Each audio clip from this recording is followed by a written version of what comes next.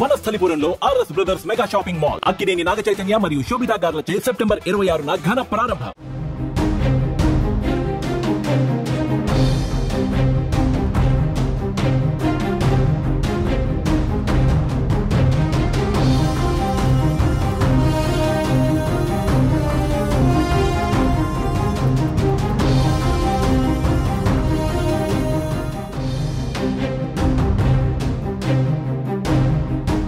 అమెరికాలో మరోసారి కాల్పుల మోత దద్దరిల్లింది. టెక్సాస్ రాష్ట్రం డల్లాస్ లో జరిగిన కాల్పుల ఘటనలో 3 చనిపోయారు. Immigration and customs enforcement facility భవనంపై ఓ వ్యక్తి పక్కనున్న భవనం నుంచి కాల్పులకు దిగాడు. ఘటనలో 2 చనిపోయారు. పోలీసులు జరిపిన కాల్పుల్లో దుండగుడు కూడా చనిపోయాడు. ఐసీఈ అధికారులే లక్ష్యంగా ఈ కాల్పులకు దిగినట్లుగా పోలీసులు అనుమానిస్తున్నారు.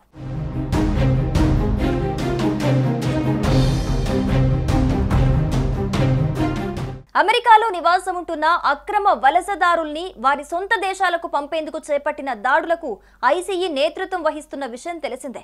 తాజా ఘటనలో మరణించిన వారిలో ఒకరు కాల్పులకు పాల్పడ్డ దుండగుడు కాగా మిగిలిన 2 ఐసీఈ నిర్బంధంలో ఉన్నవారని తెలిసిందే. నిందితుడు తనకు తానే కాల్చుకొని మరణించాడని హోంల్యాండ్ సెక్యూరిటీ కార్యదర్శి క్రిస్టీ నోయెం తెలిపారు. కొన్ని నెలలుగా పలుచోట్ల ఐసీఈ కార్యాలయాలపై దాడులు జరగటం గమనార్హం.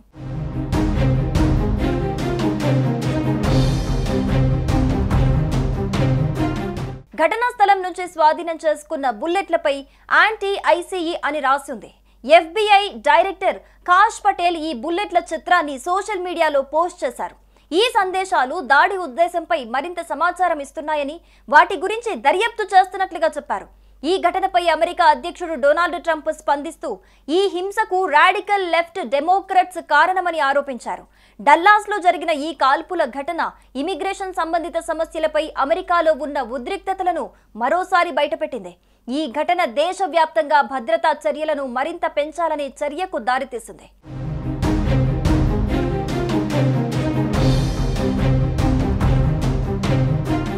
ఇక డిపార్ట్మెంట్ ఆఫ్ హోంల్యాండ్ సెక్యూరిటీ ప్రకారం ఈ ఘటనలో మృతి చెందిన వ్యక్తి ఒక డిటైనీ, అంటే ఇమిగ్రేషన్ అధికారుల అదుపులో ఉన్న వ్యక్తి.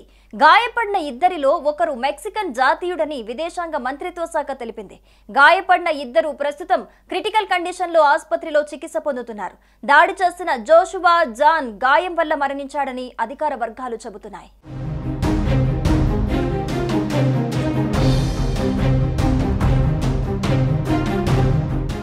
సుమన్ టీవీలో మీ పర్సనల్ అండ్ బిజినెస్ ప్రమోషన్స్ కోసం కింది నెంబర్కి కాంటాక్ట్ చేయండి. డ్రగ్స్, గంజాయి లాంటి చెడు వ్యసనాలకు దూరంగా ఉండండి. తాత్కాలిక ఆనందం కోసం జీవితాలని నాశనం చేసుకోవద్దు. డ్రగ్స్ విక్రయాలు, దందాలు నిర్వహిస్తే 180059996969 టోల్ ఫ్రీ నంబర్ కి కాల్ చేయండి. డ్రగ్స్, గంజాయిని నిర్మూలిద్దాం, భవిష్యత్తును కాపాడదాం.